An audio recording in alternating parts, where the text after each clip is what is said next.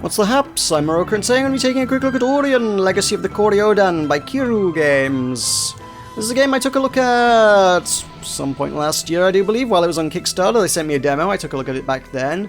And the game is actually out, came out on 14th of April, so I'm a little slow off the mark getting this video out there, but like Mega Magic is one of those ones that's I've kind of had at the back of my mind, something I need to do, but never quite got round to doing, packs and whatnot happening, so I'm kind of playing catch-up now. So yeah, this is out. This is, if you don't remember what it is a kind of an action RPG platformer thing from Cameroon's first ever game studio. It is their first game from Cameroon's first game studio, which is a rather nice little claim to put on the box of the game, if you're in a box. At any rate, it delves heavily into African culture, which is certainly an interesting talking point, and worth a look at in my book. So, I'm going to have a look at what I have made of it now that I've had a chance to sink a few hours into it, a little bit more than I had with the demo. So have a look at the options menu first before we get into it. We've got resolution options. You have full screen, anti-aliasing, post-treatment, and VSync toggleable. Anti-aliasing doesn't say what kind, I suspect FXAA. It's, to be fair, for the most part, a simple visual style. It's probably as much as it really needed, to be honest. They're not going to implement fancy complex AA effects for a simple 2D art style, to be honest. Post-treatment, don't know what that is because it doesn't tell you what that is. Couldn't say. It's one of those fairly vague, nebulous terms that could be a number of things. Unless you tell us what it is, I don't know.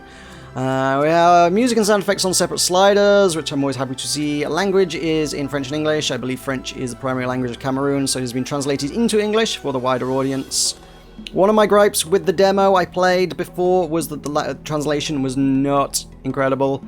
It's still not incredible, which is unfortunate, but I suspect that has more to do with, you know, the size of the project and the scope of the budget and whatnot. It's clearly not been made as some giant global AAA title, has it?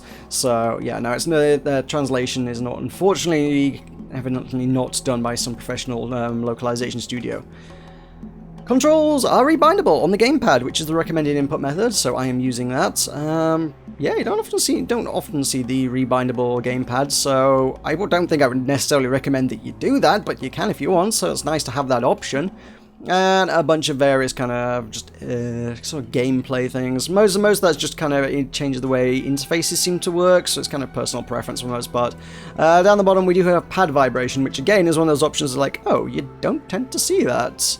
I mean, games will sometimes use like the rumble and stuff, but I can't really think of many games, if any, that let you just straight up turn that off. Nothing I played in recent history at any rate. So yeah. Anyway, let's hop on in. I rambled long enough about options. Let's have a look at our current game. So, as you saw on that screen, I'm a little over 4 hours in.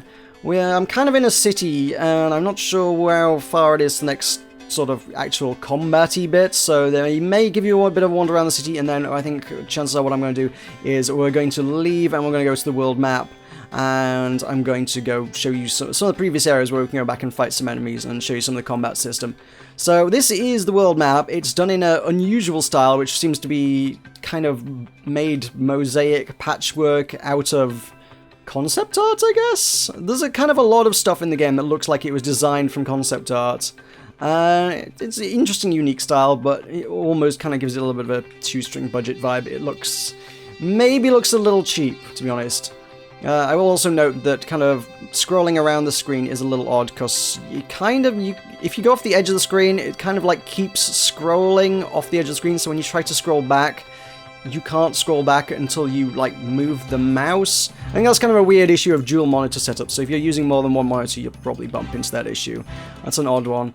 I can't say I've ever encountered that before. Alright, yeah, we are here. We have a whole city to explore. I'm going to go for a wander.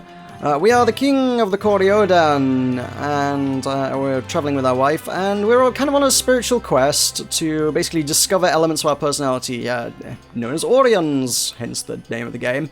So if we go to this part of the menu, you can see we we start off, our core is our honor. Our honor is the main part of our personality, and we get into a spot of bother, and we end up on this spiritual quest, whereby we must go on adventures, and in doing so, unlock other parts of our personality, and develop as a human being, or a Kori-Odan, I don't know. Are they, I guess they're fairly humanoid.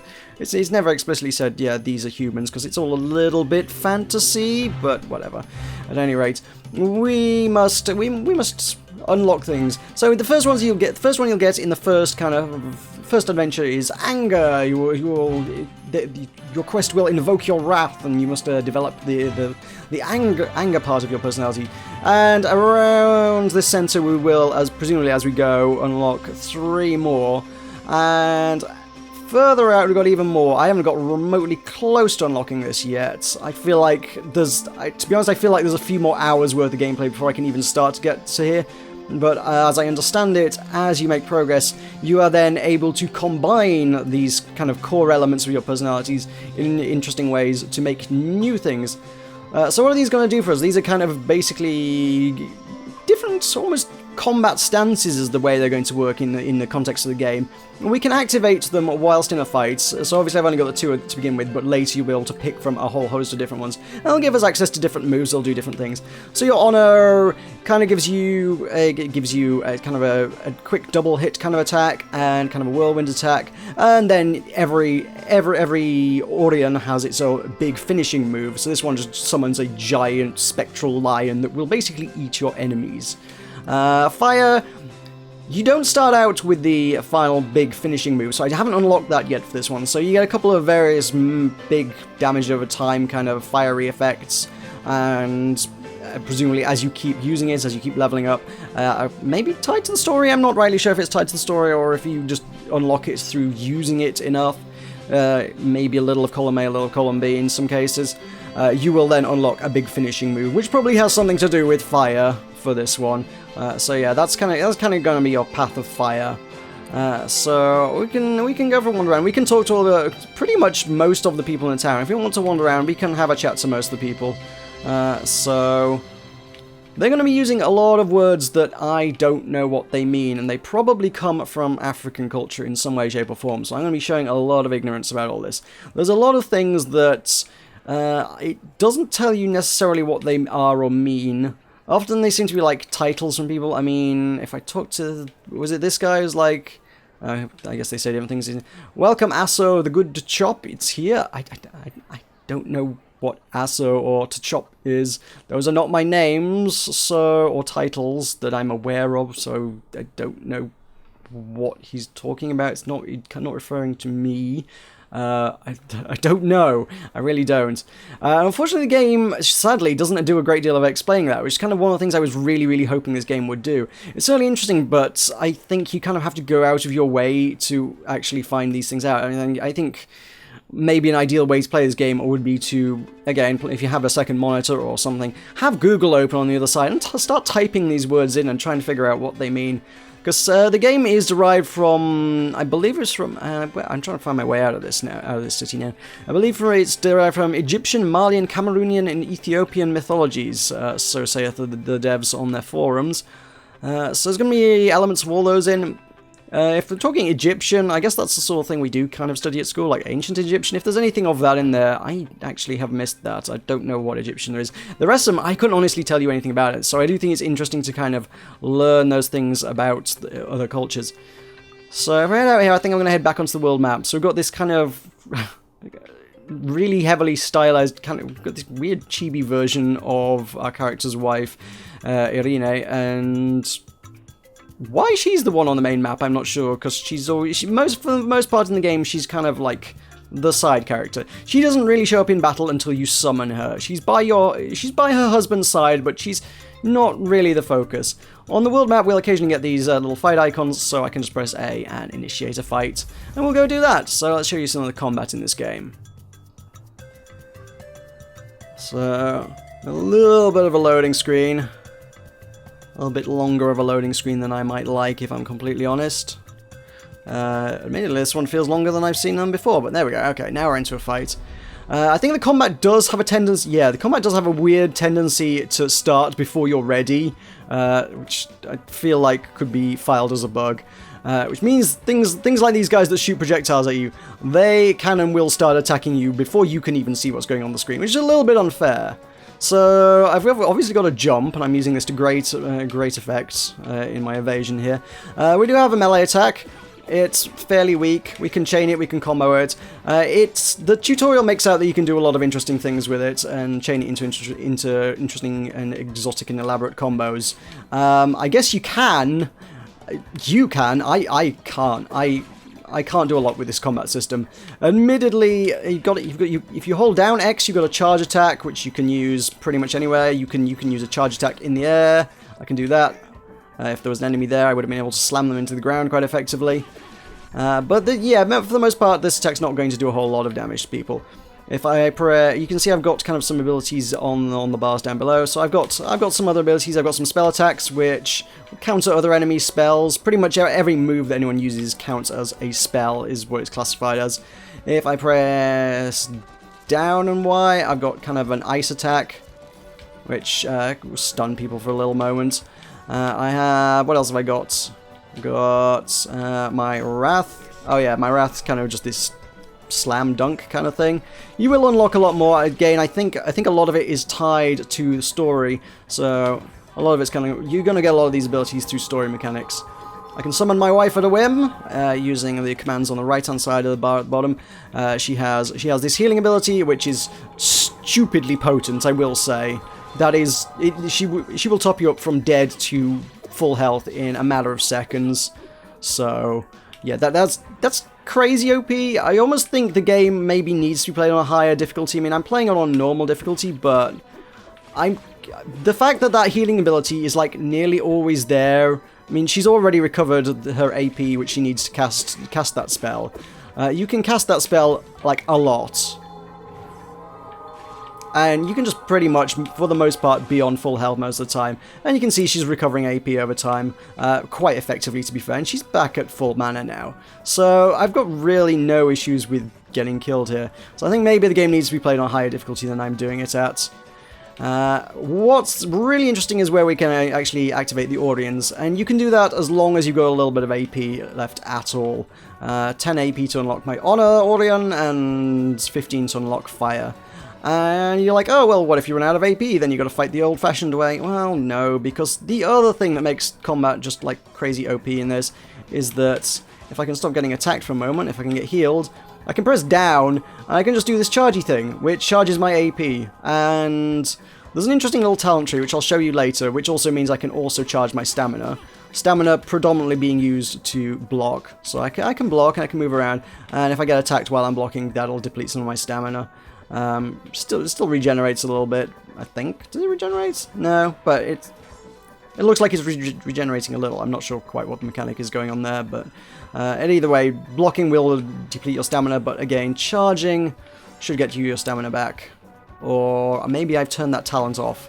I have a dash, which also gives me a great deal of maneuverability, so I can just dodge attacks like crazy. I can regenerate my abilities like crazy by doing this. Oh yeah, there's my stamina. Yeah, I did get my stamina back. Good, that's alright.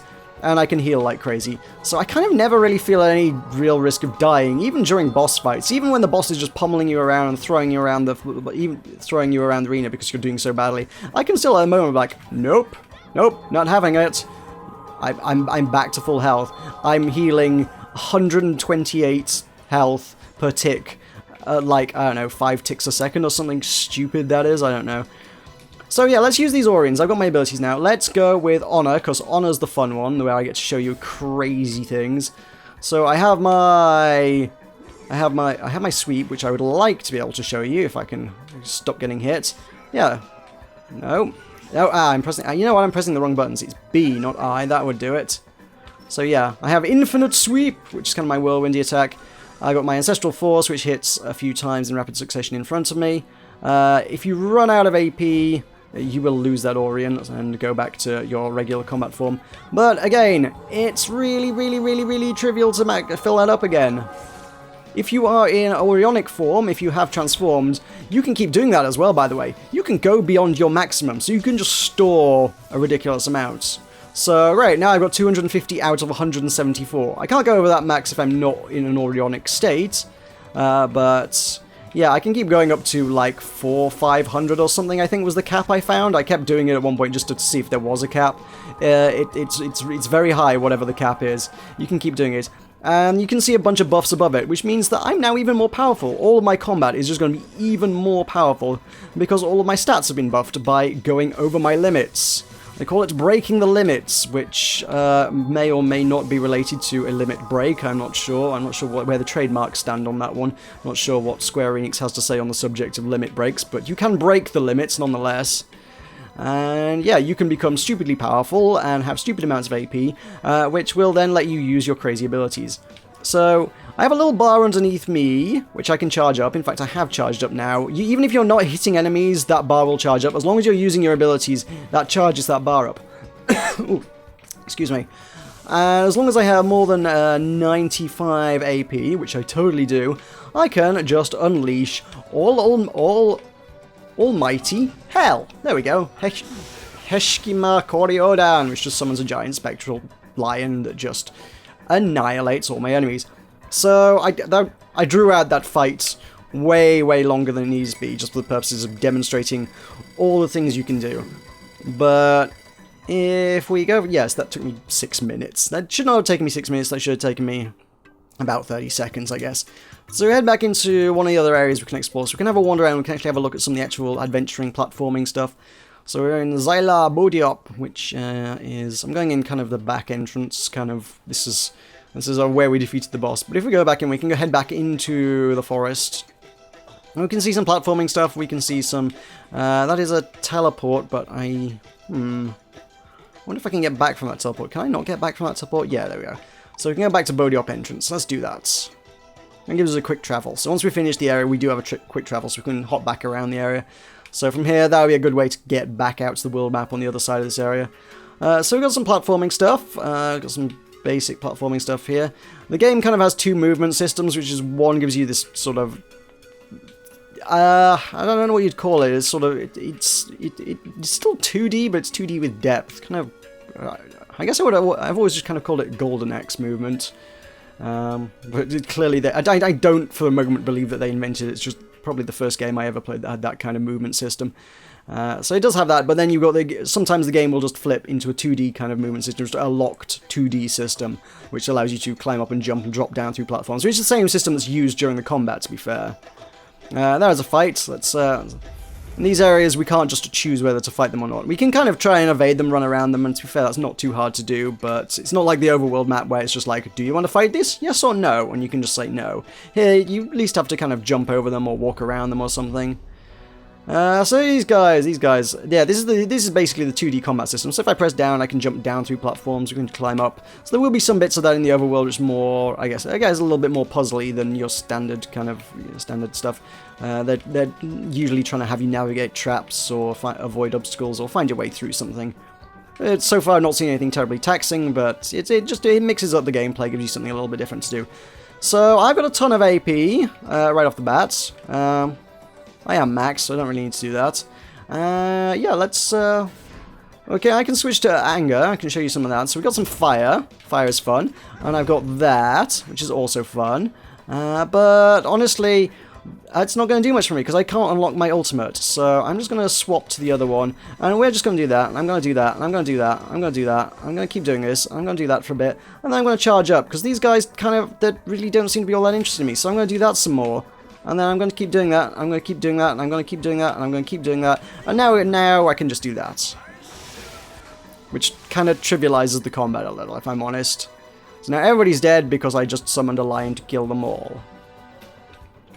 So the different Aurions, as I say, they've got their own finishes, but they have their own bars to level up. So if I switch between Honor and Wrath, I can't deal a ton of damage with fire in the Wrath form and then switch back to Honor and unleash the Lion. So if I'm in the fire form, I can only unleash the fire ultimate. If I'm in Honor form, I can only unleash the Lion ultimate. Those are the only ones I can do. You can't switch. You can switch back and forth between them, and I do believe it saves. I'm pretty sure it does save the progress between the bars. So you could, in theory, sort of charge one up and then charge the other up if you'd unlock them, and then unleash two in rapid succession to utterly annihilate bosses and things. But yeah, see, that's more indicative of your standard combat. You've got all these interesting combos and combat techniques and things that it offers for you, but for the most part, I'm just kind of finding myself just burning through them. So the combat, I don't know, it's good, but it needs to be more challenging. There's a lot of interesting ideas in there. I think maybe, certainly with the certain combos and stuff, on a higher difficulty, if you were able to work with the combo system really, really effectively, on a high difficulty, I think maybe somebody who was into kind of your fighting games, they might find something to enjoy out of it. As it is, I'm like, well, I can't do the combos, I can't for the life of me figure out the combos very well. I'm not good at that. I think if I knew how to block things more effectively and, you know, work with systems, chain together, launch them into the air and then hit them for something else and then do something else, you could do some really good stuff. I can't do some really good stuff, but you could. As it is, all I do is that. This is how I win every fight. That's it. Hit them with Ancestral Force repeatedly until I can use Honor of the Kori-Odan and then just lie into the face. It's, yeah, 49 seconds win. That works. So we do have a bunch of different XP kind of systems going on there. You'll notice there's a few things up on the top of the screen. We've got a standard leveling system, which is shared between the two characters. They've kind of got a common level between them. But then there's also this which I want to say is compassion, but I don't think it is compassion. It means something entirely else. If I go into status, it might tell me. There it calls it teamwork, so I don't even know. Basically, you kind of got a teamwork level, so her status, her abilities are going to be based on her connection to her husband, how well bonded they are. And as you progress, her bond is going to strengthen, and she's going to unlock better abilities and skills and things. So as it is, I haven't unlocked any skills. She's just got a few basic things. But if we go into progress, you can kind of see some of the unlocks that you can get. So if we go to Aurion, we've got a few things. We can see some of the later abilities. At level 20, she will... Oh, it's Complicity. Complicity is what that one stands for. So yes, Complicity level 25 and player level 20. Aurion will, for 150 AP, be able to do a really heavy fire attack. She can do a standard icy attack at the moment, but at level 40 and Complicity 30, she'll be able to do a crazy icy attack. The skills are more sort of passive things that you can take for the characters, so Complicity 10, level 15, so I am level 15, and Complicity fairly close, actually. I will be able to unlock Magic Combo level 1, which allows her to cast level 2 spells on the field without leaving.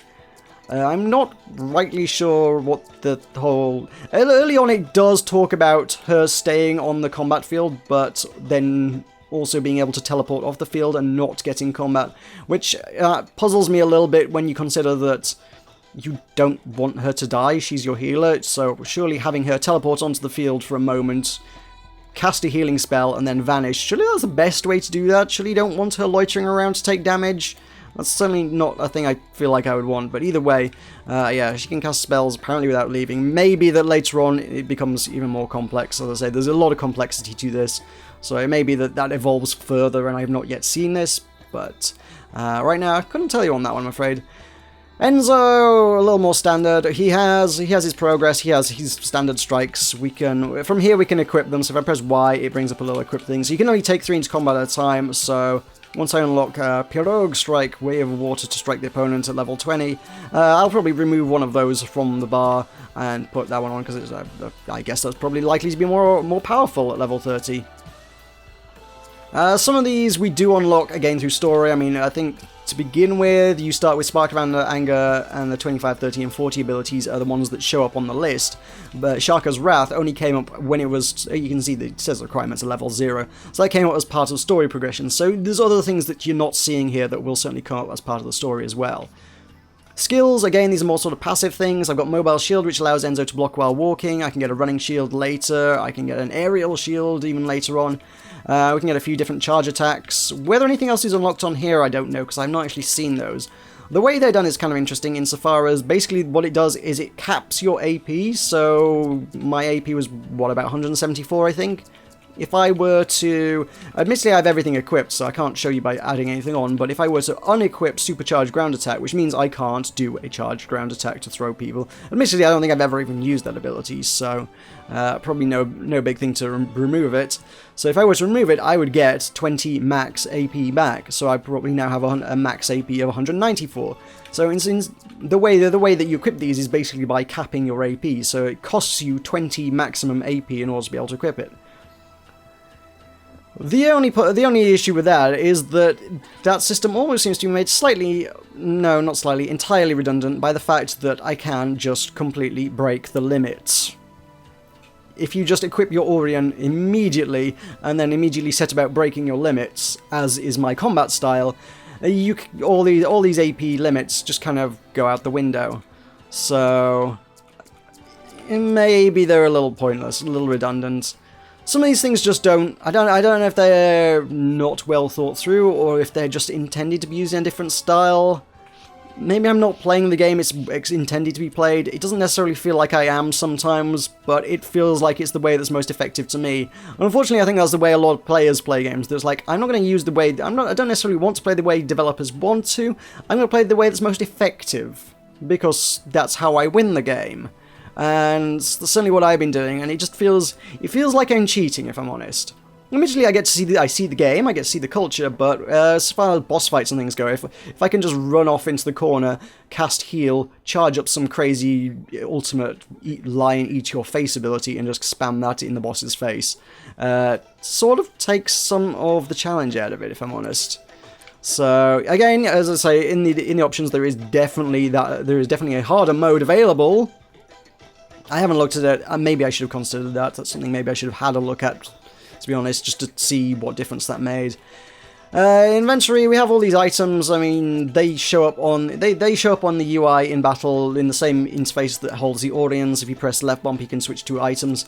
They're again sort of intended to restore your stats through battle, and you trip over these like crazy. There are item containers everywhere. That hold loads and loads of these things. I've got 75 items that restore 500 HP, and just so many other things. I'm never going to run out of healing items and food. I don't really think I need to go to the shop. They're overly generous, far overly generous, I would say, on these kind of things. Again, an issue of balance that I feel like maybe could have been tweaked a little bit, but hey. Again, it's not a system I find myself using. HP is not a problem. I have a healer who seems to have a near infinite pool of magic to draw on that can just give me my health back at any moment's notice. In the food, oh, I can restore my stamina. Oh, wait, no, I've got a ability that simply costs me 5 of my max AP, which I can break the limit of anyway, in order to regenerate my stamina. And then I have that ability in battle at all times in order to regenerate my AP. So items that give me my AP back, those ones, yeah, that's a good one. Something like a ginger root. I know I use that inability either, because I can just press down and charge my AP anytime I want. So, literally all of these items in combat seem to become a little bit redundant as well. We have a few consumables here. Actually, tell you what, I might be able to level her up there. Most of these just seem to be consumable to boost your whatever it was, companionship, I don't know, whatever it was. You can do that. 28 Teamwork XP, all of these are just Teamwork XP. You can sell them for money as well, but I think they're probably better for this. Because there we go, I've leveled her up from level 9 to level 10. So, and I got an achievement called Greedy for doing that apparently, presumably for using a certain amount of treasure to level up our companionship.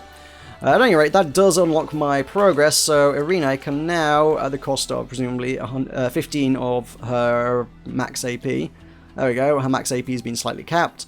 She can now cast level 2 spells on the field without leaving. Wonderful. Those are good things. I presume that's a good thing. So yeah, this is Aurion, Legacy of the Kori-Odan. I think I've shown you most of the mechanics. We get this annoying... The only use I've found for the healing items is that you do get this annoying flash around the edge of the screen when one of your stats is low. So here it's like, oh no, your AP is low. There, which is the blue bar, so you get a blue flash around the edge of the screen, and that won't go away until I start a fight. I could start a fight and just restore it pretty easily, But if you're like doing a puzzle bit or something and it's flashing, or if you're in a narrative bit and it's flashing and you're like, I just want rid of this. The only time you're going to want to do that is, boop, there we go, I'm going to use an item. There we go. That's gone now. I've got rid of that. So I think if I'm heading through here, there's like one other kind of fairly interesting section that's more of the puzzle kind of thing. I'm going to avoid getting into a fight here. Yeah, we've got this kind of a jumping puzzle. Kind of not. You do want some kind of stamina item on your bar here, because you get this kind of, yeah, see, it goes pink, there we go, pink because my stamina is low, so I'm probably going to eat a few of those. So you got this kind of jump across for X or jump up for Y, you're slowly sliding down, and moving around consumes your stamina. So it is balancing resources, or more often just chewing your way through items, because literally there's no other way to restore your stamina other than to chew through items, to be honest. So if you don't have any items, I don't know how you're intended to do that. But yeah, you got that. That's kind of an interesting little puzzle section, but the fact that you're constantly just chewing through items the whole time you're doing it is, it doesn't seem like the best designed thing in the world, because yeah, they're basically like, go to the vendor and buy items that allow you to, it almost feels like tank your way through the process. It's not, but it kind of feels like it. It's like, oh, I don't have the stats to do this, so I'm just going to eat endless items in order to make my way through it. So you see, I was saying you can avoid a lot of combat. It's not terribly difficult to do. Most of the enemies you can just kind of jump over their heads. Let's get another fight. Let's have another fight with some of the fire stuff. I didn't show you anywhere near enough of the fire stuff. So have a look at that. And I'll probably start wrapping things up. So say I think this game had a lot of potential. I still think it kind of does. I mean, I think from a cultural perspective, it's pretty valuable. It's, as I say, it's from a culture we do not see represented in video games anywhere near enough. So it's great to see that. It's fantastic to see that. It, again, maybe requires a little sort of learning by oneself, but at least tells you where to begin looking, I suppose. It kind of gives you a jumping off point with which you can use to learn about other cultures and other mythologies you might not be familiar with, and I think that's very valuable in and of itself. In terms of a game, it's a very solid game, but it's just not necessarily the best thought through in all of the game mechanics. As I say, I've just broken it in so many ways that makes it trivial to fight everything, that maybe the game is not the greatest thing in the world. I think the cultural value of it certainly makes it something that a lot of people are going to want to play. But yeah, in terms of if I was basing it just on the merits of the game alone, I would say it was kind of an average game. The animations, you've seen, well, you can see the animations, you're watching plenty of them. They're not the highest quality things in the world. They're a little bit of a low frame rate. They certainly becomes very obvious during a cutscene, which mostly uses stock animations from the game and kind of uses them for... Am I heading the right way? I think I'm heading the right way. It kind of takes stock animations from the game and uses them to kind of create like fight scenes and things out of them. However, it's all kind of rendered at a very low frame rate, and I can't help but feel that those would be better if they were kind of done... Oh, so this is one of those 2D sections in the actual sort of levels that I was talking about, so the game kind of just snaps to the 2D section here while you do a bit of platforming. But yeah, as far as cutscenes go, I can't help but feel that the cutscenes would just have been better if they'd all just been rendered in engine. Since, as I say, they're for the most part using stock animations, I don't really see why that couldn't have been the case. I don't really see what was stopping them from like, oh, he's going to use this punch attack on this enemy, and then he's going to use this dive attack. The combos I can't do. So I don't see any reason why those couldn't have been used for the cutscenes. The translation I've already touched on. You can say again, look in the top left corner. We have Aurions and we have our items, our inventory. Except it does not items, it's not inventory, it's objet, which would be the French for items or objects. Or objects would be the obvious one. I'm pretty sure it just means items. If my GCSE French is holding up in any way, shape, or form. So yeah, that is for whatever reason that bit just didn't get translated. A lot of the dialogue just feels... Well, the dialogue just feels like it was done not by a professional translation team, if I'm honest. It was one of my gripes during the demo. I was like, this game badly needs, I don't know if it has the budget to do it, but it badly needs a professional localization team to go through this game and not translate, localize it. It needs properly localizing, and it would be great. As it is, it just feels a little bit stilted in some cases. A lot of characters kind of... There's a lot of character personality, progression, and development. The characters do grow and develop throughout the story, but at the same time, a lot of that's just kind of delivered in a little bit of a ham-fisted way. When someone makes some interesting revelation, the other characters like always has to like point out what's going on. It's all spelled out really bluntly to the player. There's no real sense of discovery or revelation. Everything is just handed to the viewer on a plate. So I feel like that could have been handled a little bit better, and I do think a proper localization team would have done that way better. So yeah. One of the things that did jump out to me, and again looking on the forums, I see that I'm not the only person who found this, is that maybe, again, when it comes to sort of how the characters interact with each other in the world, you're like, this doesn't necessarily... It's a weird to say this, but it doesn't necessarily always feel as African as you'd expect. It kind of, in some places, feels like what you might, in some cases, imagine a Western, or indeed the forum goer suggested perhaps a Japanese development team would imagine an African culture to be. It's like, oh, this is what we think Africa is like. Admittedly, no. Well, it has been developed by a team in Cameroon, so I presume they know their African culture better than I do. But the general vibe one gets from the game is that this is just a Western game with kind of an African lick of paint. But I think maybe the takeaway from that, perhaps a fairly important takeaway from that, is that actually, when it comes down to it, at its roots, most cultures actually have an astonishing amount in common. This is drawing on the Cameroonian team's experiences and life and culture around them. And ultimately, what they've taken out of life is really maybe not as different as we might expect it to be. Their values, their traditions, their way of life, in many instances actually does have a lot of similarities to ours. Those guys are really annoying because they can stun lock you. These guys are supposed to be able to do like some crazy combo attack, but again, I've never really found them to be all that really terribly threatening. I can still do this and kill them. That guy's supposed to be able to combo them into doing like some special attack, but I still just do this, and they still die. So, who cares? Oh, blocked! Take fire. And there we go, I have leveled up to level 24. Oh no, that's my Aurion level 24. Which, admittedly, I actually haven't seen what the point of that is. That's just another level of progression on top of all of this. They can then level up our Aurions as well. So my Wrath Aurion level is 24. Can I see what it is on here? Yeah, so my Honor is level 43, Anger is level 24. We level all these up far faster than we level our character up. And I imagine that at a certain level, perhaps certainly with more of the complex outer ring kind of Aurions, I don't know why they insist on me. This interface is really hard to control, by the way. I don't know if you can tell, but I am wrestling with this control. I don't know why they insist on doing that. It's really hard to move this around the ring. It's really awkward and unnecessary, and it will just sort of gravitate back to the center if you let go of it.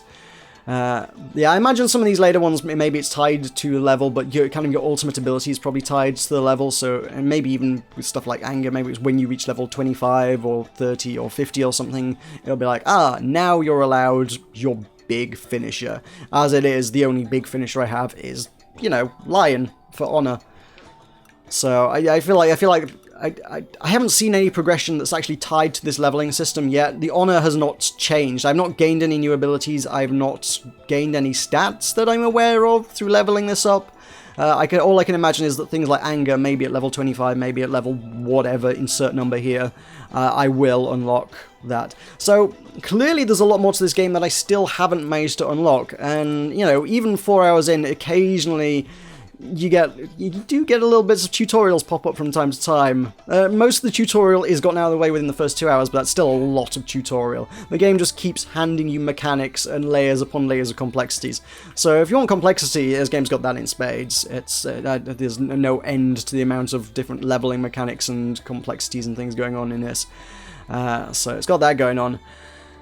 So yeah, I think I probably covered most of it. There is this tab over here, which is info. I'm loath to click on it because the first time I clicked on that, it did crash the game. It has worked since, so I know it does work, but the first time I clicked on it, it did crash the game, and I don't want to crash the game now. If you click on that, that does kind of let you delve a little bit into the lore of the characters and stuff, but ultimately I don't think it necessarily tells you anything new that you don't learn through the progress of the game. Everything that can be found in info, or nearly everything. There's a few bits and pieces of information in there and stuff, but for the most part, most of the things that you can find in info are stuff that are told to you over the course of the story. So a little bit more to delve into there as well. It is a complex game, it is a very interesting game, and it does explore a culture that does not get explored anywhere near enough in gaming. As a game, purely as a game, it has issues. It definitely has issues. It leaves some things to be desired. There's more than a couple things to be desired in there. But just generally taken as a whole, because one must take it as a whole, I do think it is a valuable piece of gaming culture, and I do think it's worth a look. I do think this is something people should check out if they are in any way, shape or form interested in the cultures of others, and sort of bettering themselves, diversifying themselves, learning more about the world around them. So as I say, this is out on Steam. This is available for Windows and Mac, available for £14.99 or your regional equivalent. That has been Aurion, A Legacy of the Kori-Odan. I've been Meroka. Thank you very much for watching. I will see you next time.